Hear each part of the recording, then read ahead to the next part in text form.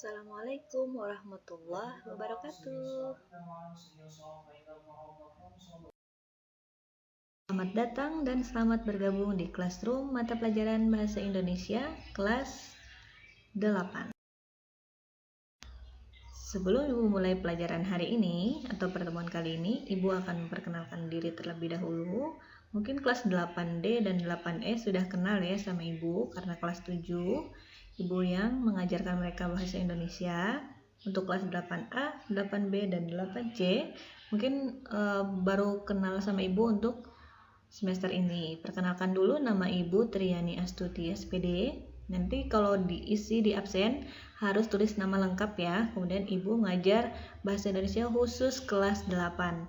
Nah, sebelum memulai pertemuan kali ini, silahkan isi daftar hadir yang ada pada link di Classroom khusus kelas masing-masing, baik 8A, 8B, 8C, 8D, dan 8E. Jika sudah, silahkan klik materi yang sudah Ibu share di bawah absen, silahkan dibuka dan dipelajari. Dan selanjutnya Ibu akan menjelaskan materi kita hari ini. Oke, untuk pembelajaran pada semester ini yang perlu Ibu jelaskan adalah kita nantinya akan mempelajari 3 bab dan 1 penilaian tengah semester. Yang pertama, bab yang pertama adalah tentang teks berita. Jadi pertemuan kali ini yang kita bahas adalah tentang teks berita. Kemudian setelah selesai, kita akan bahas bab kedua tentang iklan, slogan, dan poster. Dan yang ketiga tentang teks eksposisi. Dan yang keempat, nanti kalian akan melaksanakan ujian tengah semester untuk pengisian nilai rapor. Oke?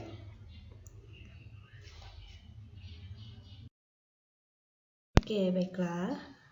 Pada pertemuan hari ini kita akan masuk ke bab 1, yaitu tentang teks berita. Nah, sebelum Ibu menjelaskan tentang teks berita lebih mendalam, pastinya kalian sudah punya sosial media masing-masing kan? Pasti pernah mengakses, misalnya seperti sosial media Twitter, WhatsApp, Facebook, browsing, kemudian Google Chrome, Instagram,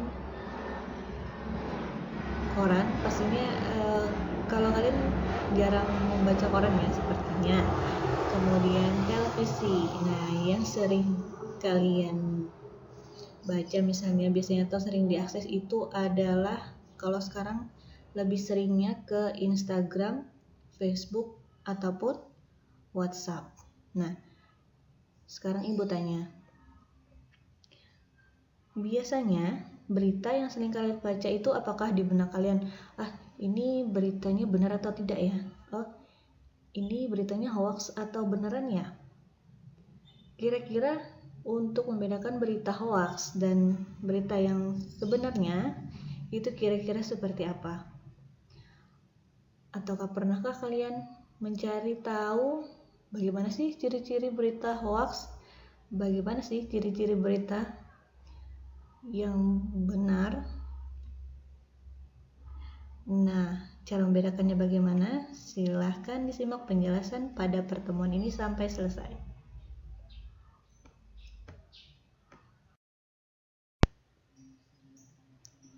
Sebelum Ibu menjelaskan ke teks berita, pada pertemuan pertama ini pertemuan pertama kali ya di bab 1 tentang teks berita. Yang harus kalian pahami pada pertemuan ini nantinya adalah kalian harus dapat mengidentifikasi atau mengetahui, memahami unsur-unsur teks berita. Teks berita itu ada jenis yang membanggakan atau yang memotivasi, yang tentunya yang didengar ataupun yang dibaca. Yang didengar itu merupakan teks berita ataupun jenis berita yang ditayangkan, bisa di televisi, bisa dari YouTube dan lain-lain, atau yang dibaca itu dalam bentuk sebuah artikel ataupun koran ya. Adapun tujuan pembelajaran yang nantinya akan kita dapat pada pertemuan ini adalah yang pertama, kalian harus mampu menjelaskan pengertian dari teks berita. Jadi nanti saat Ibu menjelaskan pengertiannya, dipahami dan dibaca dengan benar, diresapi agar nantinya kalian mampu memahami dan menjelaskan kembali pengertian dari teks berita. Dan yang kedua, kalian harus mampu menjelaskan tentang ciri-ciri teks berita. Nanti kira-kira ciri-cirinya ada berapa, terus kalian jelaskan. Kemudian yang ketiga, mampu menjelaskan jenis-jenis teks berita. Jadi nanti jenis-jenisnya apa saja dibaca dan dipahami. Jika merasa kurang mengerti, silahkan nanti didiskusikan melalui grup WA ya. Kemudian yang keempat, peserta didik harus mampu menjelaskan unsur-unsur teks berita. Dan yang terakhir adalah kalian mampu menentukan isi teks berita ini dari unsur-unsur yang ada di dalam teks berita.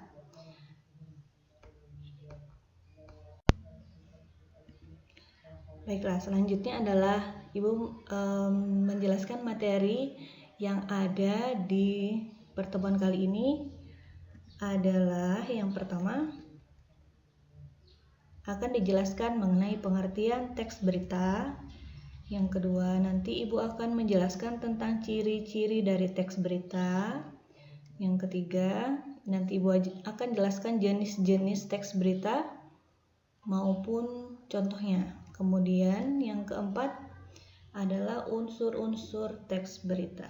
Oke, sebelum dimulai, silahkan dipahami pada slide berikutnya.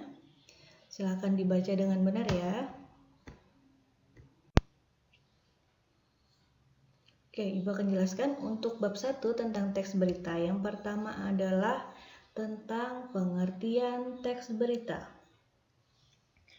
Sebelumnya pasti kalian sudah pernah belajar tentang berita kan ya di kelas 7. Nah, untuk kelas 8 ini materinya mengulang lagi. Pastinya kalian tahu kalau seputar berita itu pasti ada yang namanya 5W1 1H. Nah, di sini Ibu akan jelaskan tentang teks berita. Teks berita itu adalah teks yang melaporkan kejadian dan peristiwa atau informasi mengenai sesuatu yang telah ataupun yang sedang terjadi. Informasi yang disampaikan dalam teks berita memiliki sifat aktual dan faktual. Aktual itu adalah berita yang terjadi sekarang atau terkini, dan faktual adalah berita yang bersifat nyata atau benar-benar terjadi. Selanjutnya yang B, yaitu ciri-ciri teks berita. Ciri-ciri teks berita di sini ada 6 ciri. Yang pertama adalah bersifat faktual. Yang kedua, bersifat aktual. Yang ketiga, unik atau menarik. Yang keempat, sistematis dan lengkap. Yang kelima, seimbang, dan yang terakhir, komunikatif. Berikut penjelasannya.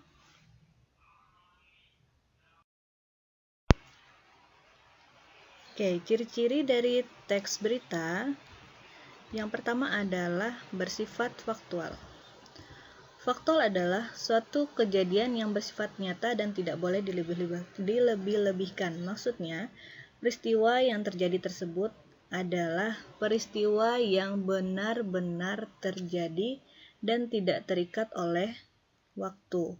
Kemudian, berita yang disajikan itu bukan seperti karangan fiksi ataupun hayalan. Jadi berita itu bersifat nyata, kejadian yang terjadi atau peristiwa yang terjadi itu harus diliput dan diolah beritanya dengan kejadian yang sama, dengan kejadian yang memang benar-benar terjadi. Jadi dalam bersifat faktual ini, penulis tidak boleh melebih-lebihkan berita ataupun membuatnya seperti berita hayalan. Jadi itu maksud dari ciri-ciri yang pertama yang bersifat faktual, yaitu kejadian yang bersifat nyata dan tidak boleh dilebih-lebihkan. Kemudian yang kedua, bersifat aktual. Aktual adalah suatu kejadian atau peristiwa yang bersifat nyata, benar-benar terjadi, dan sedang hangat diperbincangkan banyak orang. Informasi yang disampaikan bersifat kekinian atau terbaru. Nah, perbedaan dari aktual dan faktual, jika dia bersifat faktual, tadi adalah peristiwa yang terjadi ditulis secara nyata dan tidak boleh dilebih-lebihkan. Dalam sifat faktual, berita itu tidak terikat oleh waktu. Kalau misalnya aktual itu adalah kejadian atau peristiwa yang bersifat nyata, benar-benar terjadi, dan bersifat berita yang sedang hangat diperbincangkan, ataupun yang baru saja terjadi. Seperti itu. Jadi bedanya faktual, dia tidak terikat oleh waktu, sedangkan aktual itu adalah berita nyata yang sedang hangat diperbincangkan. Yang ketiga, bersifat unik atau menarik. Maksudnya, teks berita harus memuat judul yang menimbulkan rasa ingin tahu dan ketertarikan dari pembaca untuk menyimak berita tersebut. Kalau misalnya judulnya biasa saja, tidak menimbulkan pertanyaan bagi pembacanya, ini beritanya sepertinya kurang menarik, seperti itu. Jadi jika membuat sebuah berita itu harus dengan judul yang menarik agar pembaca ingin membacanya, seperti itu.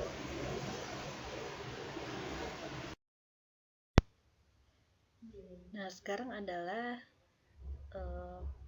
ciri-ciri dari teks berita yang keempat.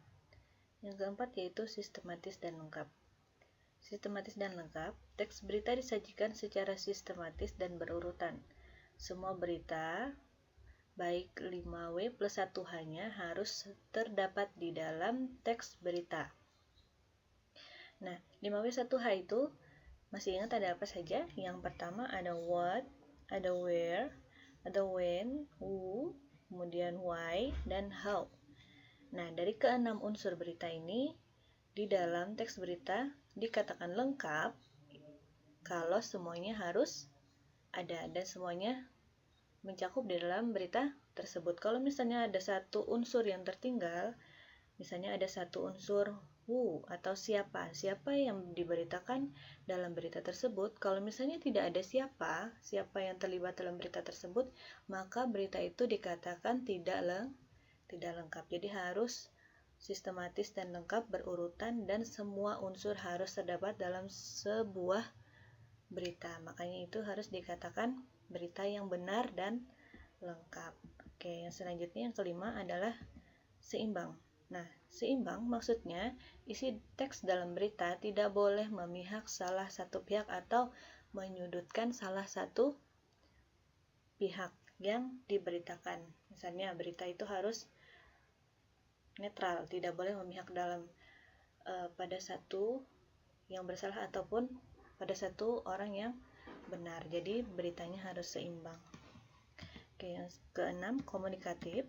Maksudnya di dalam teks berita menggunakan pilihan kata yang mudah dipahami atau dimengerti pembaca. Misalnya dalam berita ada sebuah istilah-istilah yang jarang didengarkan secara umum. Nah, itu harus dijelaskan, misalnya di dalam berita tersebut menggunakan kata serapan Inggris, jadi itu harus dituliskan artinya di dalam bahasa Indonesia. Misalnya ada istilah-istilah dalam bahasa Indonesia yang jarang didengarkan oleh khalayak umum, harus juga dijelaskan ataupun diartikan dalam kata yang sederhana di dalam berita tersebut agar si pembaca mudah memahami dan lebih tertarik dengan berita yang ditulis atau diberitakan. Oke. Ini penjelasan dari ciri-ciri teks berita. Selanjutnya kita lanjutkan dengan jenis-jenis teks berita. Oke, yang selanjutnya ada jenis-jenis teks berita. Dalam jenis-jenis teks ini ada 5, jenis teks berita. Yang pertama adalah berita langsung atau disebut dengan straight news, kemudian berita mendalam atau deep news. Yang ketiga, berita penyelidikan atau investigation news. Yang keempat ada berita interpretasi atau interpretative news. Dan yang terakhir adalah berita opini atau opinion news. Baiklah, selanjutnya akan Ibu jelaskan. Oke, selanjutnya Ibu akan menjelaskan tentang jenis-jenis teks berita. Yang pertama yaitu ada berita langsung ataupun straight news. Straight news jenis berita yang ditulis dengan cara straight to the point atau mengarah langsung ke poinnya. Berita tersebut dibuat secara lugas, ringkas dengan isi informasi terkait peristiwa terkini, terbaru atau aktual, terhangat dan menarik. Biasanya jenis berita ini kita temui di halaman paling depan surat kabar atau koran. Nah, biasanya di depan surat kabar atau koran itu ada dua jenis berita. Yang pertama adalah berita hard news atau berita yang sangat aktual dan harus segera disampaikan kepada pembacanya. Misalnya berita tentang politik, perang, ekonomi, ataupun kriminalitas. Nah, jadi hard news ini mengapa harus segera disampaikan? Karena berita tersebut bersifat mendesak dan harus disampaikan agar berita ini tidak terlambat diketahui oleh si pembaca atau masyarakat. Biasanya kalau berita politik itu mengarah kepada hasil pemilu, misalnya hasil suara pemilu, atau misalnya perkembangan ekonomi kan dia setiap harinya fluktuasi atau naik turun, jadinya setiap hari itu tidak boleh dilewatkan beritanya. Dan yang kedua ada namanya soft news, berita ringan, hiburan atau berita pendukung dari hard news. Misalnya contoh berita seni, hiburan dan gaya hidup ini hanya untuk pelengkap dari berita hard news tadi. Oke, sekarang jenis teks yang kedua. Jenis teks berita yang kedua adalah berita mendalam atau disebut dengan deep news. Deep news adalah jenis berita yang merupakan pengembangan dari hal-hal atau peristiwa yang sudah diketahui secara umum, namun dikupas secara mendalam. Nah, tujuan dari pembuatan berita deep news ini adalah untuk mengangkat sebuah masalah agar bisa dianalisa menjadi lebih mendalam. Contoh judul beritanya adalah jalanan di Kota Bandung selalu banjir cilencang tiap hujan besar.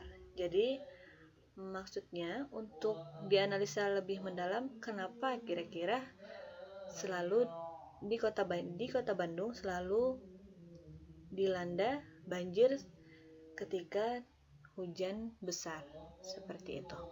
Oke, yang ketiga adalah berita penyelidikan.